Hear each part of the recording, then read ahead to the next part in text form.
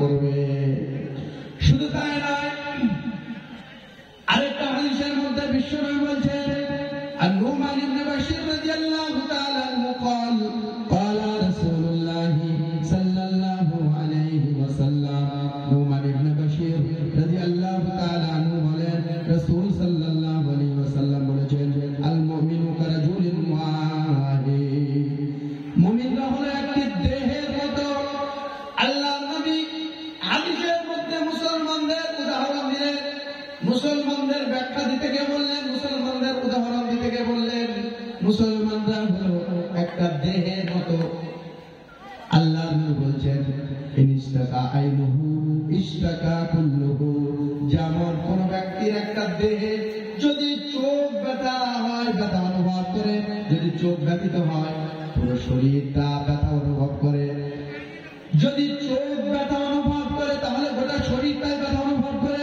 চোখে যদি আঘাতপ্রাপ্ত হয়, চোখে যদি আঘাত লাগে পুরো শরীরটাই মানে ব্যথা অনুভব করে।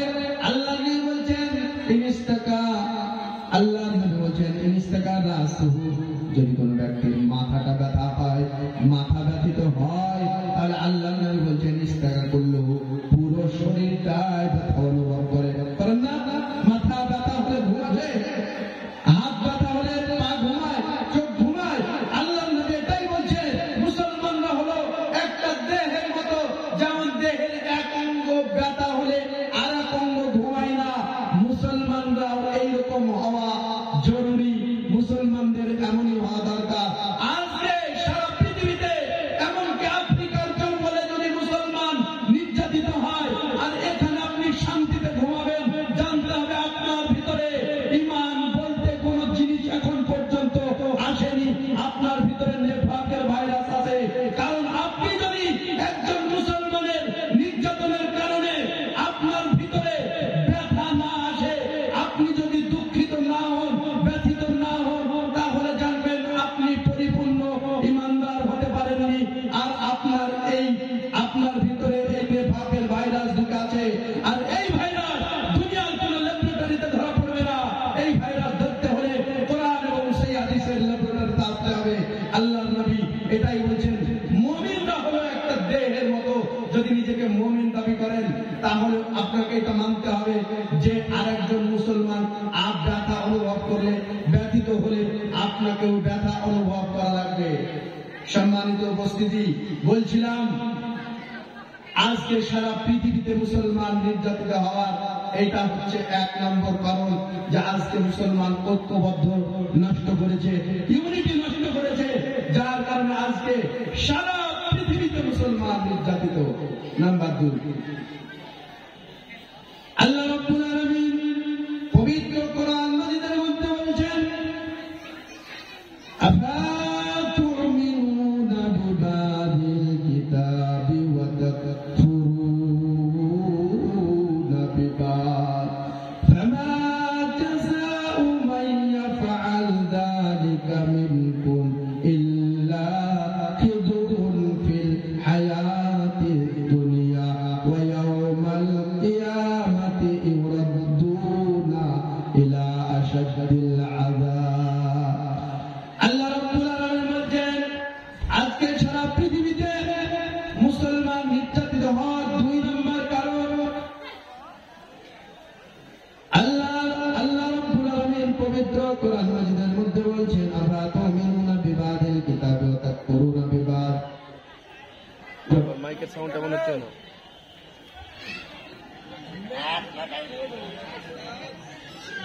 আল্লাহ রাব্বুল আলামিন বলছেন, তোমরা কি কিতাবের কিছু অংশ মানবে আর কিছু অংশ ছেড়ে দেবে? আল্লাহ রাব্বুল আলামিন বলছেন, তোমরা কি কিতাবের কিছু অংশ মানবে আর কিছু অংশ বাদ দিয়ে দেবে? ইকোটা হারিয়ে গেল, ইকোটা ঠিক করো। আল্লাহ রাব্বুল আলামিন বলছেন, আফাতুমিনুনা বিবাদিল কিতাবি ওয়া তাকফুরুনা বিবাদ, তোমরা কি কিতাবের কিছু অংশ মানবে আর কিছু অংশ ছেড়ে দেবে? কিছু অংশ মানবে আর কিছু অংশ বাদ দিয়ে দেবে। ফামা জাযাউ মান ইয়াফআল যালিকা মিনকুম ইল্লা খিযুরুন ফিল হায়াতিদ দুনিয়া, তাহলে শুনে নাও, তোমাদের উপরে আমি পৃথিবীতেই তোমাদের উপর আযাব চাপিয়ে দেব। আল্লাহ রাব্বুল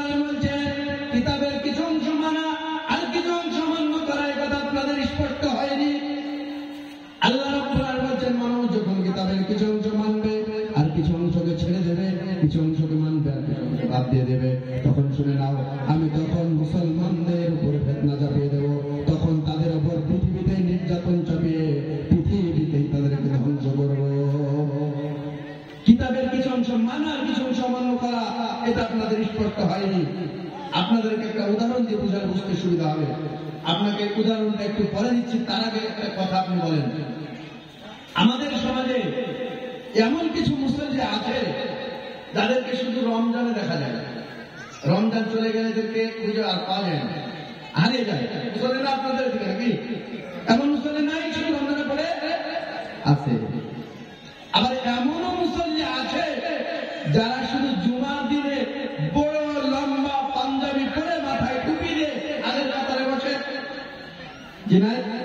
কিন্তু আসরের সালাত করে বেকার পাবে, এমনও মুসল্লি আছে। অনেক মানুষ আছে যারা 5 ওয়াক্ত সালাত আদায় করে অথচ তারা সুদের সঙ্গে জড়িত, এমন মুসল্লি নাই। এমন মুসল্লি আছে যারা 5 ওয়াক্ত সালাত আদায় করে অথচ পাড়া প্রতিবেশী যারা আছে এদের সঙ্গে সৎ ব্যবহার করে না, এদের সঙ্গে প্রতিবেশীর যে হক আছে এই হক আদায় করে না, মুসল্লি নাই। মানুষকে গালাগালি, মানুষের সঙ্গে মারামারি করে না। এটাই হচ্ছে কিতাবের কিছু অংশ মানা আর কিছু অংশ অমান্য করা। মানে আল্লাহ সালাত আদায় করতে বলেছে তাই করছো, প্রতিবেশীর কষ্ট দিও না, এটা হচ্ছে আল্লাহ রাসূলের আদেশ, এটা তুমি মানছো না। এটা হচ্ছে কিতাবের কিছু অংশ মানা আর কিছু অংশ অমান্য করা।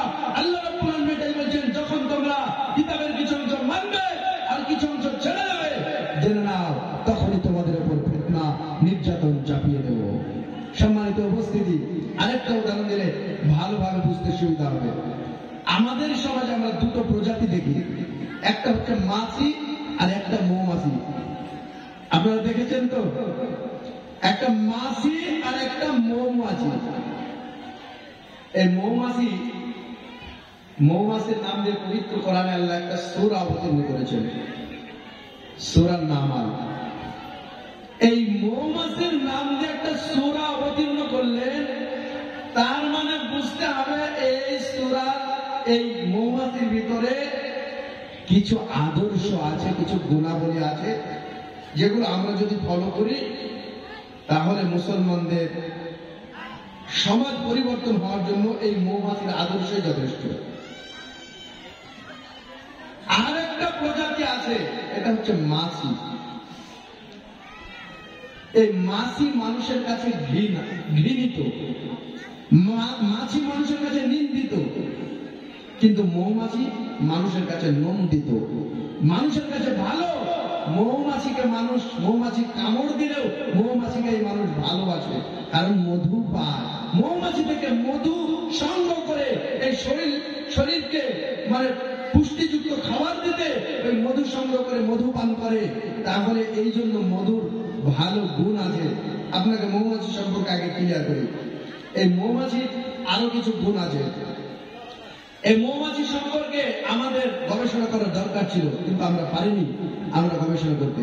কিন্তু একজন অস্ট্রেলিয়ান বিজ্ঞানী এই মৌমাছি নিয়ে গবেষণা করেছিলেন। গবেষণা করার পরে তিনি বলেছিলেন যে এক একটা মৌচাকে কম করে 50 থেকে 80,000 মৌমাছি থাকে। কত? 50 থেকে 80,000 মৌমাছি একটা মৌচাকে থাকে। আর 50,000ই থাক আর 80,000ই থাক, এরা সবাই একজনের নেতৃত্বে চলে। সেটা হচ্ছে কি? রানী মৌমাছি। জানেন তো? রানী মৌমাছির নেতৃত্বে চলে। এরা কোন সময় যদি এখান থেকে রানী মৌমাছি উড়ে যায় আর কোন মৌমাছি এখানে থাকবে না, থাকবে না। কিন্তু আজকে হতভাগা মুসলিম জাতি ওই মৌমাছির মতো যদি ঐক্যবদ্ধ থাকতো, আর ওই মৌমাছির মতো যদি একজন আমির নিযুক্ত করতো, একজন নেতা, আর ওই নেতার অনুসরণ করে চলতো, তাহলে আজ সারা বিশ্বে মুসলমান নির্যাতিত হওয়ার কথা ছিল, মুসলমান মার খাওয়ার কথা ছিল। কথা বলেন? কথা ছিল না।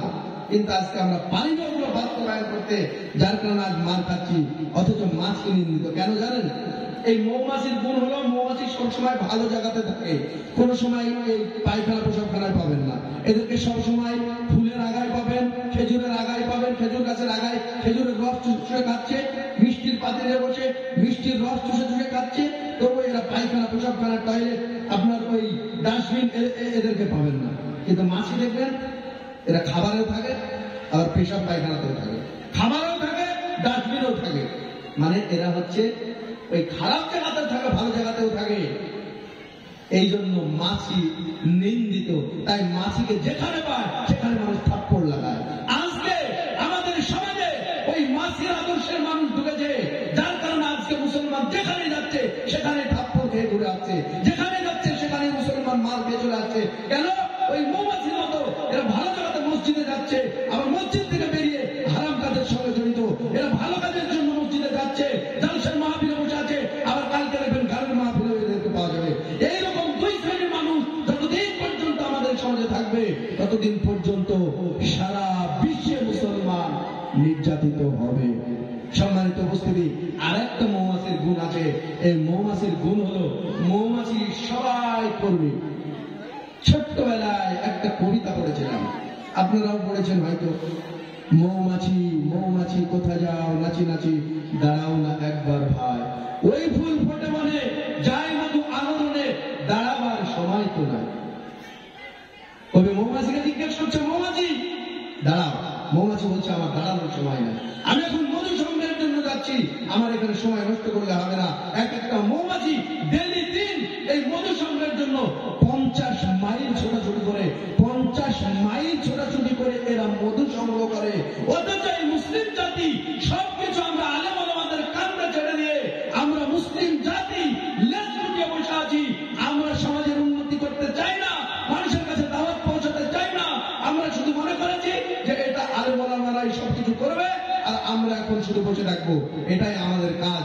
এই জন্য আজকে সারা পৃথিবীতে যদি মুসলমানরা সবাই কর্মী হয়ে যেত, আর এটা আল্লাহ রাব্বুল আলামিন বলে দিয়েছেন, আল্লাহর নবী বিশ্ব নবী জনাবে মুহাম্মদ রাসূলুল্লাহ সাল্লাল্লাহু আলাইহি ওয়াসাল্লাম বলে দিয়েছেন, বাল্লিগু আন্নি ওয়ালাউ আয়া। যদি আমার একটা আয়াত জানা থাকে সেটারও প্রচারক হয়ে যাও। একটা আয়াত যদি জানা থাকে, একটা হাদিস যদি জানা থাকে, সেটার প্রচার শুরু করে দিতে হবে। আজকে যদি আমরা সকলে এই দায়িত্বটা নিয়ে নিতাম, আজকে যদি আমরা সবাই নিজ নিজের দায়িত্বটা নিয়ে নিতাম, আজকে আমার পরিবারের কাছে দাওয়াত পৌঁছাবো, আমার প্রতিবেশীর কাছে দাওয়াত পৌঁছাবো, আমার আত্মীয় স্বজনের কাছে দাওয়াত পৌঁছাবো। আমরা কিচ্ছু জানি না, কিন্তু সালাত আদায় করতে হবে এটা আমরা সবাই জানি। আমরা যদি বলি আমাদের ছেলেরা যারা নামাজ পড়ে না, আমরা বাড়িতে বলবো, বেটা বাপ তোমাকে সালাত আদায় করতে হবে। যদি সালাত আদায় না করো তাহলে তোমাকে আমার বাড়িতে রাখা যাবে না, তোমার সঙ্গে সম্পর্ক রাখা যাবে না। বাপ তোমাকে সালাত আদায় করতে হবে। লুকমান হাকিম যেভাবে সন্তানকে শিক্ষা দিয়েছিল, আজকে যদি আমরা ওইভাবে আমাদের পরিবারের কাছে এরকম দাওয়াত পৌঁছাতে শুরু করে দিতাম, আজকে সারা বিশ্বে মুসলমান সমাজ যেন উন্নত হয়ে যেত। কিন্তু আমরা পারি না। চায়ের দোকানে বসে আড্ডা ঢুকে আর চাচা ঠুক ঠুক ঠুক ঠুক ঠুক ঠুক করতে করতে খুদনে একটা লাঠি ধরে মসজিদের দিকে যায়। চাচা কোনোদিন বলে না বেটা মসজিদে নামাজ পড়তে, বলে না। আজকে এই জন্য সারা পৃথিবীতে মুসলমান নির্যাতিত। সম্মানিত উপস্থিতি, এটা ছিল 2 নম্বর কারণ। নাম্বার 3, আল্লাহ রাব্বুল আলামিন পবিত্র কোরআন মাজিদের মধ্যে বলছেন, ওয়ামা কানা আল্লাহু লিয়ুআযিবাহুম ওয়া আনতা ফীহিম ওয়ামা কানা আল্লাহু মুআযিবাহুম ওয়া হুম ইস্তাগফিরুন। আল্লাহ রাব্বুল আলামিন বলছেন, আল্লাহ তোমাদেরকে আযাব দেবে না, আল্লাহ তোমাদের উপর নির্যাতন চাপিয়ে দেবেন না, আল্লাহ তোমাদের উপরে ফিতনা চাপিয়ে দেবেন না, আল্লাহ তোমাদেরকে ধ্বংস করবেন না। আল্লাহ ওয়াদা দিচ্ছেন কোরআন মাজিদের মধ্যে, আল্লাহ নিজে ঘোষণা দিচ্ছেন, আল্লাহ তোমাদেরকে আযাব দেবেন না, আল্লাহ তোমাদের উপর নির্যাতন চাপিয়ে দেবে না, তোমাদেরকে ধ্বংস করবে না। শুনে নাও, শর্ত একটাই, যদি তোমরা রাসূলের আদর্শকে বাস্তবায়ন করো, যদি তোমরা রাসূলের আদর্শকে মেনে নাও। আল্লাহ রাব্বুল আলামিন বলেন, শুধু তোমাদের এই শর্তটা যদি তোমরা মেনে নাও, যদি রাসূলের আদর্শকে তোমাদের জীবনে বাস্তবায়ন করে ফেলো, তবে শুনে নাও, তোমাদের উপর আযাব চাপিয়ে দেব না, তোমাদেরকে ধ্বংস করব না, তোমাদের উপর নির্যাতন চাপিয়ে দেব না। শুধু শর্ত হলো তোমাদের সমাজে রাসূলের আদর্শকে বাস্তবায়ন করতে হবে। শুধু তাই নয়, আরেকটা শর্ত দিয়ে দিলেন, ওয়াহুম ইস্তাগফিরুন। শুনে নাও, রাসূলের আদর্শকে বাস্তবায়ন করবে।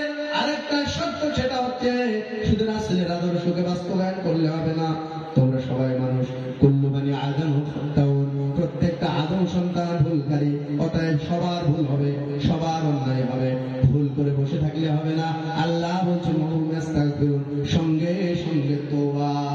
যদি তোমরা তওবা করতে থাকো, ভুল করার পরে যদি আল্লাহর কাছে সারেন্ডার হয়ে যাও, আল্লাহর কাছে যদি তোমরা সারেন্ডার হয়ে যাও, আল্লাহর কাছে যদি তোমরা হাত দুখানা তুলে আল্লাহকে বলো, মাবুদ গো আমরা বহু অন্যায় করেছি, পাপ করেছি, আল্লাহ মেহেরবানি করে আল্লাহ তুমি আমাদের জীবনের গুনাহকে মাফ করে দাও।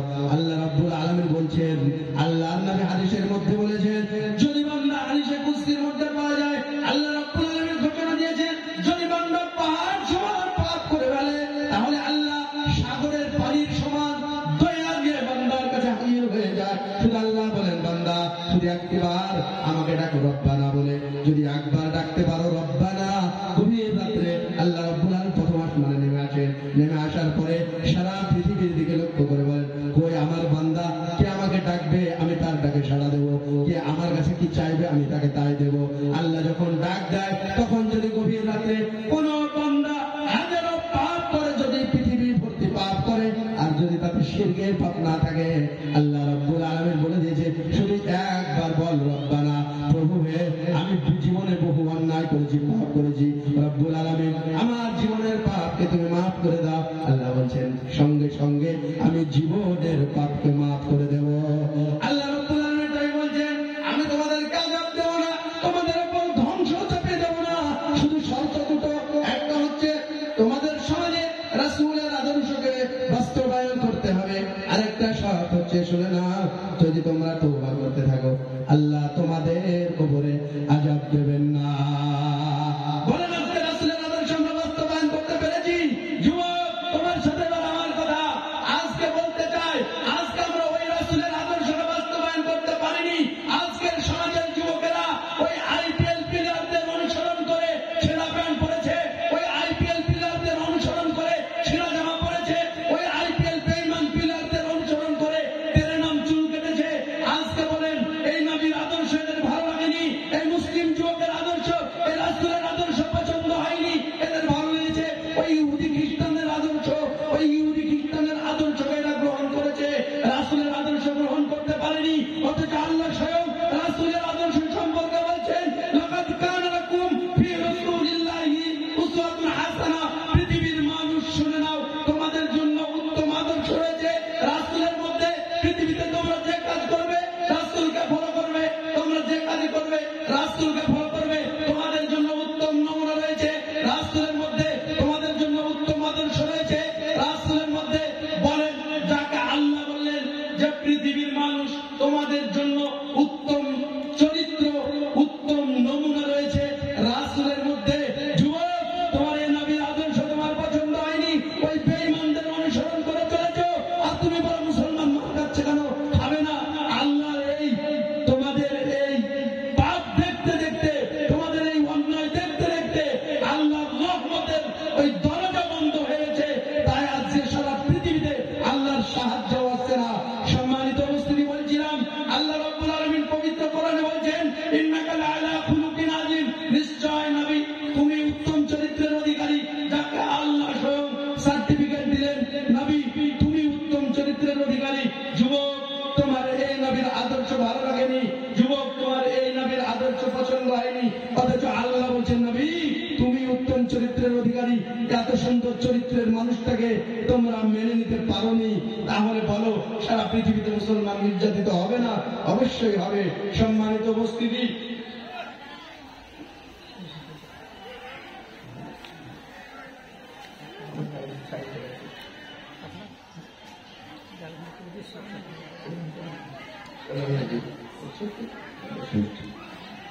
আল্লাহ রাব্বুল আলামিন তাকে সার্টিফিকেট দিলেন, নবী তুমি উত্তম চরিত্রের অধিকারী, যার আদর্শ দেখে এত সুন্দর কথা আল্লাহ বলে দিলেন, নবীকে সার্টিফিকেট দিয়ে দিলেন তুমি উত্তম চরিত্রের অধিকারী। মুসলিম, আজকে তোমার ভালো লাগেনি, মুসলিম সমাজে এই আদর্শ নবীর আদর্শ বাস্তবায়ন করতে পারেনি, যার কারণে আজকে সারা বিশ্ব মুসলমান নির্যাতিত। আল্লাহ রাব্বুল আলামিন পবিত্র কোরআনে বলছেন, ফালাহদারিল্লাযীনা ইউখালিফুনা আন আমরিহি আন তুসিবাহুম ফিতনাতুন আও ইউসিবাহুম আযাবুন আলীম। আল্লাহ বলছেন, তারা যেন সতর্ক হয়ে যায়, তারা যেন সাবধান হয়ে যায়, যারা রাসূলের আদর্শ অমান্য করেছে, যারা রাসূলের আদেশ নিষেধ অমান্য করেছে, তারা যেন সতর্ক হয়ে যায়, তারা যেন সাবধান হয়ে যায়, আমি পৃথিবীতেই তাদের উপর ফিতনা চাপিয়ে দেবো, পৃথিবীতেই তাদের উপর লাঞ্ছনা অপদস্থতা চাপিয়ে পৃথিবীতেই তাদেরকে ধ্বংস করে দেব। সম্মানিত উপস্থিতি, আজকে আমাদের উপর নির্যাতন আসা এটাই সবচাইতে বড় একটা কারণ যে আমরা রাসূলের আদর্শকে আমাদের সমাজে বাস্তবায়ন করতে পারিনি। নাম্বার 4,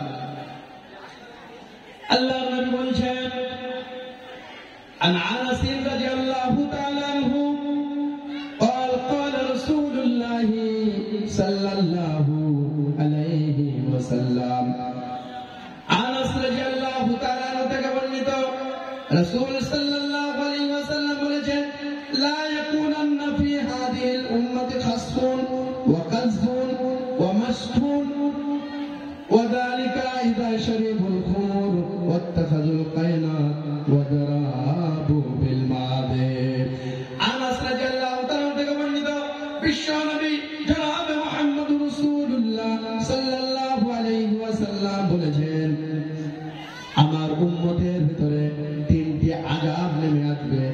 আল্লাহর নবী বলেছেন আমার উম্মতের উপরে 3টি ভয়াবহ আযাব নেমে আসবে। খাসফুন, একটা আযাব হলো ভূমিকম্প হবে, ভূমি ধসে যাবে, ভূমিকম্প হবে। আল্লাহর নবী এটাই বলেছেন খাসফুন, আমার উম্মতের উপরে ভূমিকম্প হবে, ভূমি ধসে যাবে। 2 নম্বরে বলেছেন ওয়া কাযফুন, আল্লাহর নবী বলেছেন খাসফুন ওয়া মাসফুন ওয়া কাযফুন। আল্লাহর নবী বলেছেন 1 নম্বরে ভূমিকম্প হবে, 2 নম্বরে কোন জাতির পক্ষ থেকে নির্যাতন চাপিয়ে দেওয়া হবে। আল্লাহর নবী বলেছেন 1 নম্বর পাপ হলো খাসফুন ওয়া মাসফুন, 1 নম্বর পাপ হলো ভূমিকম্প হবে, 2 নম্বর পাপ হলো কোন জাতির পক্ষ থেকে নির্যাতন চাপিয়ে দেওয়া হবে, আর 3 নম্বর পাপ হলো 3 নম্বর গজব হলো, 3 নম্বর শাস্তি হলো আল্লাহর নবী বলেছেন যে তাদের আকার আকৃতি পরিবর্তন হয়ে যাবে। এই পাপের কারণ হবে 3টি, এই শাস্তির মানে পাপ হলো 3টি। আল্লাহর নবী বলেছেন ওয়াযালিকা ইযা শারিবুল খুমর, মানুষ যখন মদ পান করবে তখন তাদের উপরে 3টি গজব নেমে আসবে। বলেন আজকে মুসলিম সমাজে অধিকাংশ মানুষ এই হারাম, এই মদের সঙ্গে জড়িত। অনেকে মদ পান করে, অনেকে গাঁজা খায়, অনেকে হিরোইন খায়, অনেকে বিড়ি টানে, অনেকে জর্দা খায়, অনেকে গুল খায়, অনেকে মসজিদে গিয়ে গুল খায়। এমন মুসল্লি আছে না নাই? আছে। আল্লাহর নবী বলছেন যখন মানুষ মদ পান করবে তখন তাদের উপরে 3টি নির্যাতন চাপিয়ে দেওয়া হবে, 3টি আযাব চাপিয়ে দেওয়া হবে। 2 নম্বরে বলছেন ওয়াত্তাখাযুল কায়নাত, যখন মানুষ নায়ক নায়িকা নিয়ে ব্যস্ত হবে, নায়ক নায়িকা নিয়ে মত্ত হবে, নায়ক নায়িকা দিয়ে পাগল হয়ে যাবে, তখন শুনে না তাদের উপরে এই 3টি গজব তাদের উপর পাঠানো হবে। আল্লাহর নবী 3 নম্বরে পাপের কথা বলছেন ওয়াত্তাখাযুল কায়নাত ওয়া দারাবু বিল মাদিব, মানুষ যখন বাদ্যযন্ত্র নিয়ে ব্যস্ত হবে তখন তাদের উপরে এই 3টি গজব পাঠানো হবে। আজকে আমাদের সমাজের যুবকেরা, হাজারো যুবক এই গান বাজনার সঙ্গে মুক্ত। শুধু আপনারা দেখবেন 1 জানুয়ারিতে, 31 নাইটে হাজারো যুবক এই দিনটাকে পালন করে বড় বড় জেলবেল মাস্ক নিয়ে গিয়ে গান বাজনা নিয়ে এরা ব্যস্ত হয়ে দিনটাকে উদযাপন করে। বলেন এটা মুসলমানদের নীতি কি? এটা মুসলমানদের নীতি নয়, এটা মুসলমানদের নীতি হতে পারে না, এটা ইহুদি খ্রিস্টানদের নীতি। কিন্তু যুবক এই মুসলিম সমাজের ভিতরে এই ইহুদি খ্রিস্টানের কালচার যদি এরা নিয়ে আসে তাহলে বলে মুসলমান মার খাবে কি খাবে না? অবশ্যই খাবে। আজকে এই পাপের কারণে সারা পৃথিবীতে মুসলমান নির্যাতিত। সম্মানিত উপস্থিতি, আরেকটি কথা আপনাদেরকে শুনিয়ে দিই, একটা ঘটনা আপনাদেরকে শোনায়।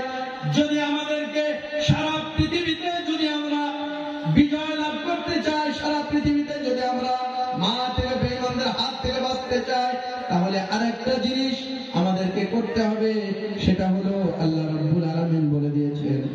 আল্লাহ বলছেন ওয়ালা তাহিনু ওয়ালা তাহজানু ওয়া আনতুমুল আলাউনা ইন কুনতুম মুমিনিন।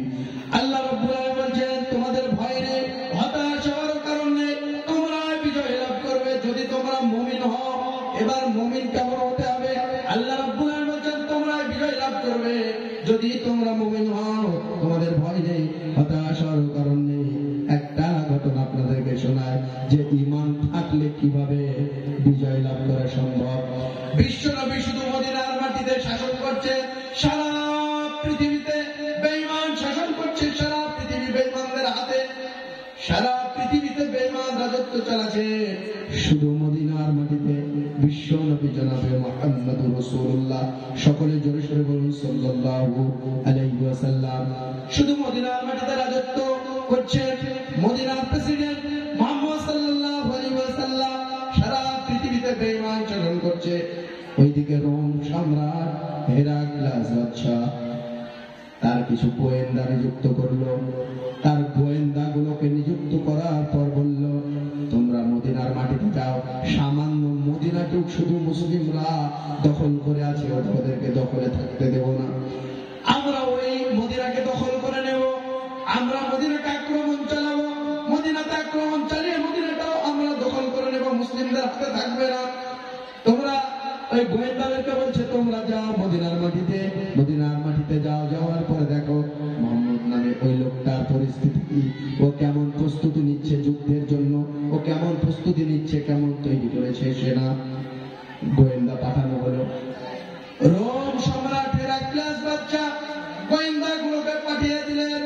গোয়েন্দাগুলো চলে আসলো বিশ্বনবীর কাছে, এসে সাহাবীদের সঙ্গে ওই গোয়েন্দারা মিশে গেল। গোয়েন্দারা মিশে সাহাবীদের সঙ্গে মিশে থাকতে শুরু করলো। গোয়েন্দারা যখন মিশে গেল, তখন বিশ্বনবী জনাবে মুহাম্মদ রাসূলুল্লাহ সাল্লাল্লাহু আলাইহি ওয়াসাল্লাম একদিন যুদ্ধের জন্য ডাক দিলেন। আল্লাহর নবী বললেন, ও আমার সাহাবীরা, আমরা আমাদের এই ছোট্ট একটা দেশ, আমরা ছোট্ট একটা জায়গাকে দখল করে আছি, শুধুমাত্র মদিনাটা। সারা পৃথিবী বেঈমান শাসন করছে, কখন আক্রমণ করতে পারে আমরা জানি না। তবে বলো, এই যুদ্ধে যদি আমাদেরকে আক্রমণ করে আমরা প্রতিহত করব। বলো, আমরা এই যুদ্ধে নাম লেখাতে চাই, কে কে নাম লেখাবে? তোমাদের নামগুলো একে একে লেখাও। আল্লাহ নবীর দরবারে সাহাবীরা বলছেন, একজন সাহাবী বলছেন, আল্লাহ রাসূল আমার নামটা লিখে না, আমি এই যুদ্ধে শরীক হতে চাই। আরেকজন বলছে, আল্লাহর নবী আপনি আমার নামটা লিখেন, আমি এই যুদ্ধে শরীক হতে চাই। আরেকজন বলছে, আল্লাহর নবী আমাকে বাদ দিয়ে আমার নামটা লিখেন, আমি যুদ্ধে শরীক হতে চাই। সবাই একে একে নাম লেখাচ্ছেন, বিশ্বনবীর নামগুলো লিস্ট করছেন। গোয়েন্দারা ওখানে বসে আছে। এমন সময় একজন মহিলা থরথর থরথর করে কাঁপতে কাঁপতে ছোট্ট একটা লাঠি ধরে বিশ্বনবীর দরবারে কোলে একটা সন্তান নিয়ে টুকটুক টুকটুক করতে করতে হাজির। বিশ্বনবীর দরবারে যখন হাজির হলেন, বিশ্বনবী মেয়েটার দিকে তাকালেন। বিশ্বনবী তাকানোর পর বলছেন, খবর কি? আল্লাহর নবীকে। তখন মেয়েটি বলছে, ইয়া রাসূলুল্লাহ, ইয়া হাবিবাল্লাহ, নবী গো, আপনি যুদ্ধের জন্য নাম লেখাচ্ছেন, আমি এই জন্য এই খবরটা শুনতে পেয়ে বাড়িতে আর বসে থাকতে পারলাম না, আমি চলে আসলাম।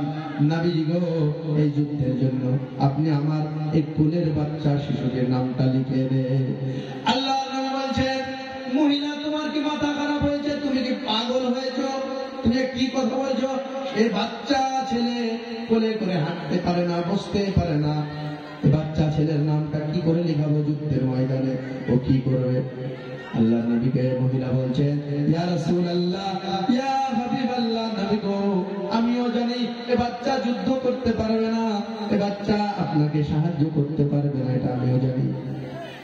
কিন্তু নবীজি গো, শুনে নেন, ইসলামের যতটা যুদ্ধ হয়েছে, এই ইসলামের জন্য যতগুলো যুদ্ধ হয়েছে, আমার পরিবার থেকে লোক শহীদ হয়নি, এমন কোন যুদ্ধ বাদ যায়নি।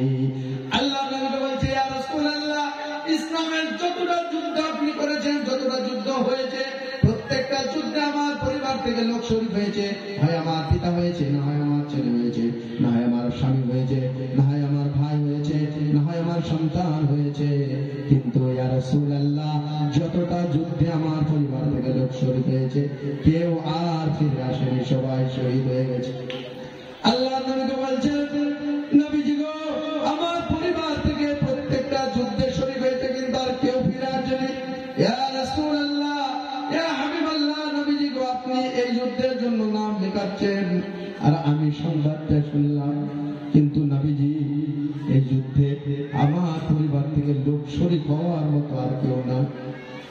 আল্লাহর নবী বলছেন, আমি বুঝলাম কিন্তু বাচ্চার নাম লিখে কি করব?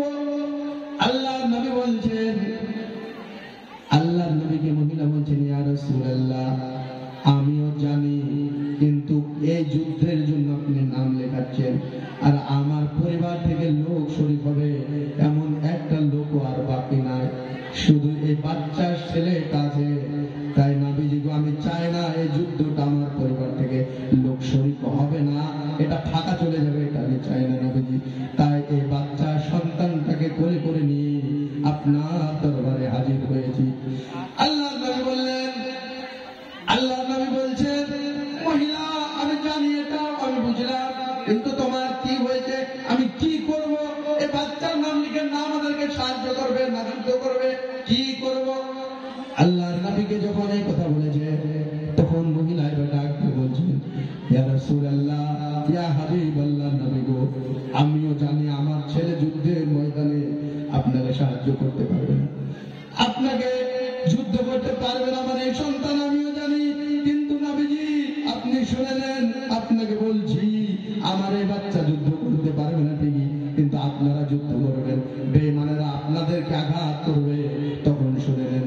আল্লাহ নবী বলেছেন, ইয়া রাসূলুল্লাহ, যখন বেঈমান কাফের বেঈমানেরা আপনার উপরে আঘাত চালাবে, তীর নিক্ষেপ করবে, তখন আপনি আমার এই সন্তানকে এইভাবে ঢাল স্বরূপ আপনার সামনে খাড়া করে ধরবেন, আমার সন্তানের গায়ে তীরগুলো এসে লাগবে, আমার সন্তান চূর্ণ বিচূর্ণ হয়ে যাবে, আমার সন্তান শেষ হয়ে যাবে।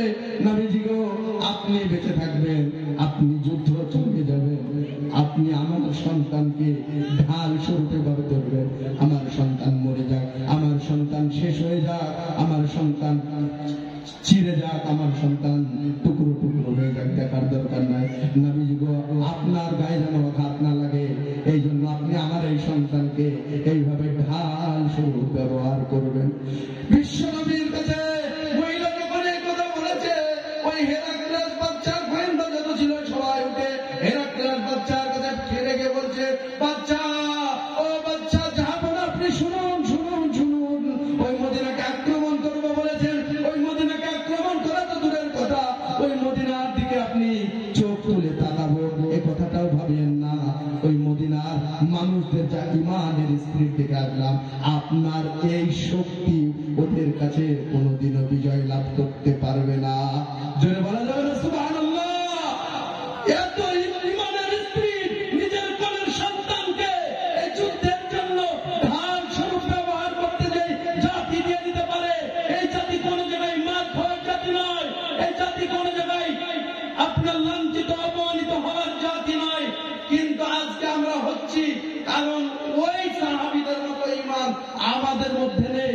এই জন্য আল্লাহ কোরআনে বলছেন, কামা আমানান নাস, ঈমান আনো তাদের মতো, তারা যেভাবে এনেছিল, মানে আল্লাহর নবীর সাহাবীরা যেইভাবে ঈমান এনেছিলেন, সেইভাবে যদি আজকের দিনে আমরা ঈমান আনতে পারি, আজকের দিনেও মুসলমান বিজয় লাভ করবে।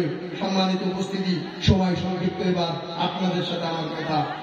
আজকে যেহেতু মূল উদ্দেশ্য আপনাদের মসজিদের উন্নতির জন্য, আপনাদের কাছে আমার একটা দাবি থাকবে, আপনারা 5 জন ব্যক্তি এমন কোন আল্লাহওয়ালা বান্দা আল্লাহর আছেন যারা এই মসজিদকে রক্ষা করার জন্য আপনারা ওই সাহাবীদের মতো ইমানদার হিসেবে পরিচয় দেওয়ার জন্য মাত্র 5,000 করে টাকা দেবেন।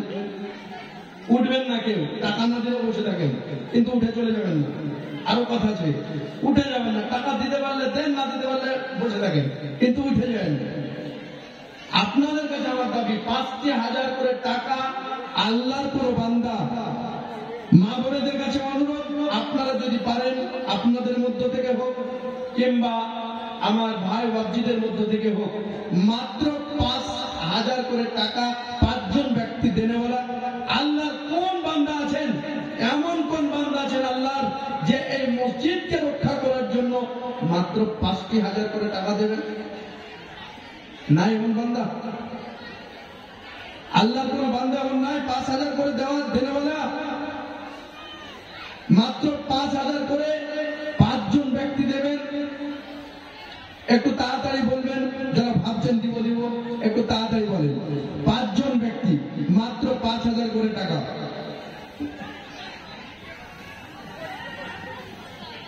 $5,000 দেনেওয়ালা লোক নাই নাকি আপনাদের গ্রামে? আমি ভুলে চেয়েছি নাকি? নাই মনে হয়। 5,000 দেওয়ার লোক আছে? নাই নাকি? 5,000 দেওয়ার লোক আছে জি? যদি থাকে আল্লাহর বান্দা 5,000 এখন নগদ দেবেন, না হয় পরে দেবেন, নাম লিখে যান। মাত্র আমার সাথে ওয়াদা করে যান, হাতের মুসাফা করে ওয়াদা করে যান যে 5,000 টাকা দেব। আল্লাহর কোন বান্দা দাঁড়ান, একটু দাঁড়িয়ে বলেন দেখি। 5,000 দেনেওয়ালা কেউ নাই? একজনে যদি আপনাদের অসুবিধা হয় 2 জনে মিলে দেন। একজনের যদি অসুবিধা হয় 2 জনে মিলে দেন 5,000। দেখি আল্লাহর কোন বান্দা আছেন? কেউ নাই গো? এই 2 জনে মিলে 5,000 দেনেওয়ালাও কেউ নাই?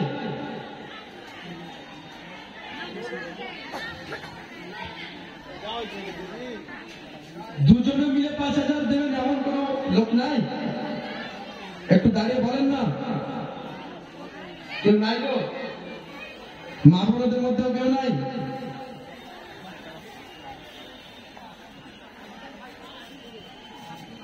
দুজনে মিলে 5,000 দেবেন, 2,500 করে। দেখি কেউ আছেন?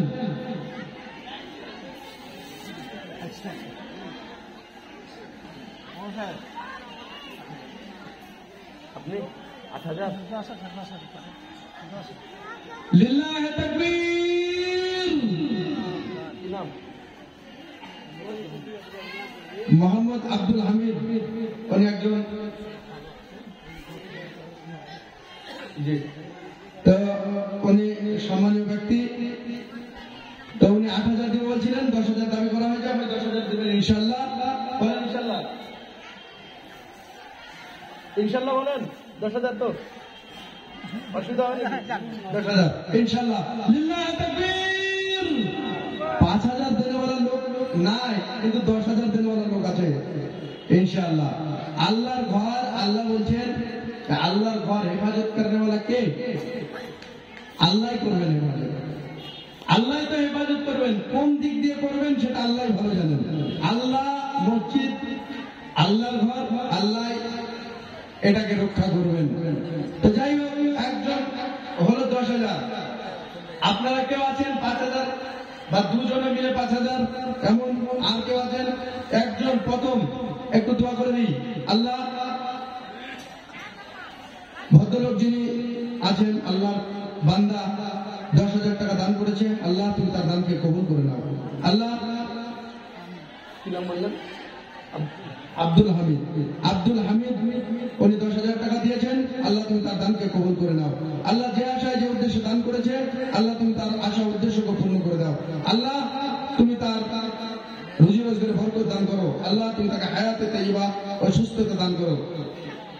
যখন 5,000 দেনেওয়ালা লোক নাই, আমি একটা আপনাদের কাছে অনুরোধ করব, একটা অনুরোধ করব। এই অনুরোধটা আপনারা রাখেন, অন্তত সবাই মিলে আমার সঙ্গে একটু মুসাফা করে যান।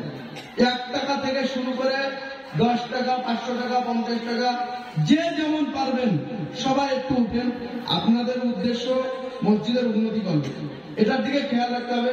একটু আসুন, পকেটে হাত ধরেন। 1 টাকা 2 টাকা থেকে শুরু করে, লজ্জার কিছু নাই, সবাই দিয়ে যান। আর না হলে দুজনকে পাঠান, তাদের নিয়ে দুজনকে পাঠান না।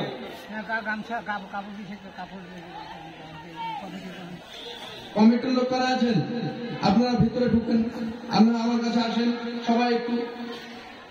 সবাই আসেন, একটু যে যেমন পারবেন একটু দিয়ে যান সবাই। যদি আপনাদেরই মসজিদ, এবার আপনাদেরকেই এটার হেফাজত করতে হবে। যদি আপনারা বেশি বেশি দান না করেন, তাহলে অন্য জায়গায় বাইরে কাজ বেশি দান করবেন নাকি? আপনাদেরকে করতে হবে। এই জন্য আপনাদের কাছে অনুরোধ করছি। আর আমি আদায় অত ট্যালেন্টেড না, আমি আদায় টাদায় করি না। আপনারা বলেছেন, আপনাদের বলার জন্য কত? 500? আলহামদুলিল্লাহ। আল্লাহ একজন, আল্লাহ তোমার বান্দা 500 টাকা দান করেছে। আল্লাহ যে আশায় দান করেছে, আল্লাহ তুমি তার আশা উদ্দেশ্যকে পূরণ পূরণ করে দাও। আল্লাহ তুমি তাকে হায়াতে তাইয়্যিবা সুস্থতা দান করো। আল্লাহ তুমি তার দানকে সাদরে গ্রহণ করে নাও। আল্লাহুম্মা সাল্লি আলাইহি আল্লাহুম্মা বারিক আলাইহি। আল্লাহ আরেকজন আল্লাহর বান্দা 500 টাকা দান করেছে, আল্লাহ তুমি তার দানকে কবুল করে নাও। আল্লাহ যে আশায় যে উদ্দেশ্যে দান করেছে, আল্লাহ তুমি তার আশা উদ্দেশ্যকে পূর্ণ করে দাও। আল্লাহ তুমি তাকে হায়াতে তাইয়্যিবা ও সুস্থতা দান করো। আল্লাহ তুমি তার দানকে সাদরে গ্রহণ করে নাও। আল্লাহুম্মা সাল্লি আলাইহি আল্লাহুম্মা বারিক আলাইহি। আর কোন বান্দা আল্লাহর আছেন দিয়ে যান একটু। আলহামদুলিল্লাহ। আরেকজন ব্যক্তি আল্লাহ তোমার বান্দা 10 টাকা দান করেছে, আল্লাহ তুমি তার আশা উদ্দেশ্যকে পূর্ণ করে দাও। আল্লাহ যে আশা নেই যে উদ্দেশ্য নিয়ে দান করেছে, আল্লাহ তুমি তার আশা উদ্দেশ্যকে পূরণ করে দাও। আল্লাহ তুমি তার দানকে সাদরে গ্রহণ করে নাও। আল্লাহুম্মা সাল্লি আলাইহি আল্লাহুম্মা বারিক আলাইহি। কে রফিকুল 2000 টাকা, লিল্লাহি তাকবীর। আল্লাহ তোমার আরেকজন বান্দা 2000 টাকা দান করেছে, আল্লাহ যে আশায় যে উদ্দেশ্য দান করেছে, আল্লাহ তুমি তার আশা উদ্দেশ্যকে পূরণ করে দাও। আল্লাহ যে আশা নিয়ে যে উদ্দেশ্য নিয়ে দান করেছে, আল্লাহ তুমি তার আশা উদ্দেশ্যকে পূরণ করে দাও। আল্লাহ তুমি তাকে হায়াতে তাইয়্যিবা ও সুস্থতা দান করো। আল্লাহুম্মা সাল্লি আলাইহি আল্লাহুম্মা বারিক আলাইহি। আসুন ভাই ভাবজিরা একটু তাড়াতাড়ি আসুন, সবাই উঠে আসুন একটু। আপনাদের মসজিদ দিতে হবে, দেরি করে লাভ নাই। আসুন সবাই আসুন, একটু দিয়ে যান। লিল্লাহি তাকবীর। আপনার নাম কি? মতিউর রহমান 500 টাকা আল্লাহর বান্দা 500 টাকা দিয়েছে। সুবহানাল্লাহ। আল্লাহ তার দানকে গ্রহণ করে নাও। আল্লাহ যে আশায় যে উদ্দেশ্য দান করেছে, আল্লাহ তুমি তার আশা উদ্দেশ্যকে পূরণ করে দাও। আল্লাহ তুমি তাকে হায়াতে তাইয়্যিবা ও সুস্থতা দান করো। আল্লাহ তুমি তার রুজি রুজিতে বরকত দান করো। আল্লাহুম্মা সাল্লি আলাইহি আল্লাহুম্মা বারিক আলাইহি। আর কেউ আছেন আল্লাহর বান্দা? আর কেউ আছেন দেবেন?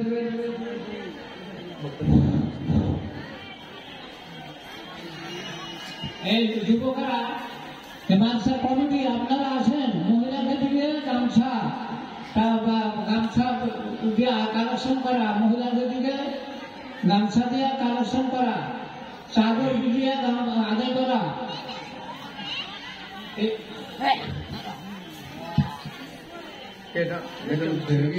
মামুনদের মধ্য থেকে 50 টাকা একজন দিয়েছে, আল্লাহ তুমি তার দানকে সাদরে গ্রহণ করে নাও।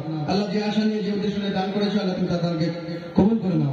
আপনাদের এই হরিশ্চন্দ্রপুর কি এই জায়গাটার নাম আপনার? ওখানে জলসায় এসেছিলাম, ওখানে আপনার ওই নাকের ফুল, ওই কানের দুল, তারপরে আংটি, সবকিছু সোনার আর আপনার চাঁদির খুলে দিয়ে দিচ্ছিল আপনাদের এই হরিশ্চন্দ্রপুর মালদা জেলায়। আমি নিজে এসেছিলাম, আমি নিজে ওখানে করেছি। তা আল্লাহ আরেকজন আপনাদের মধ্য থেকে 50 টাকা দান করেছে, আল্লাহ তুমি তার দানকে কবুল করে নাও। আল্লাহ যে আশা নিয়ে যে উদ্দেশ্য নিয়ে দান করেছে, আল্লাহ তুমি তার আশা উদ্দেশ্যকে পূরণ করে দাও।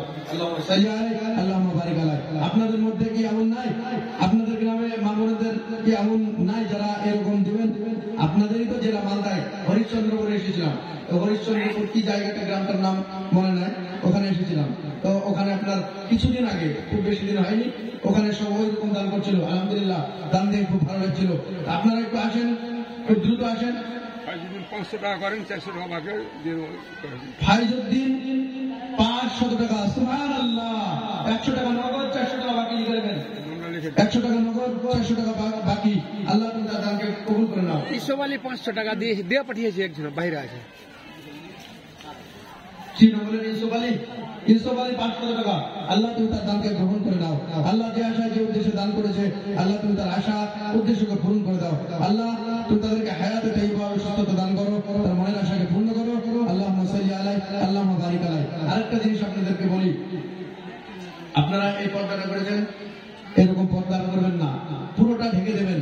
এরকম পর্দা করে মানে এটা পর্দা হচ্ছে না। আপনাদেরকে সঠিক কথা যেটা সেটা বললাম। আপনারা এর পরবর্তীতে এটা যা ভুল করেছেন, এর পরবর্তীতে মেয়েদের এটা পুরো মেরে দেবেন, দিয়ে ওইদিকে হয় প্রজেক্টরের মাধ্যমে দেখার ব্যবস্থা করবেন। এরকম করে পর্দা মানে একই সঙ্গে এটা ঠিক হচ্ছে না। তো এটা আপনাদের কাছে অনুরোধ। আর কেউ আছেন আল্লাহর কোন বান্দা? একটু ঝটপট আসেন।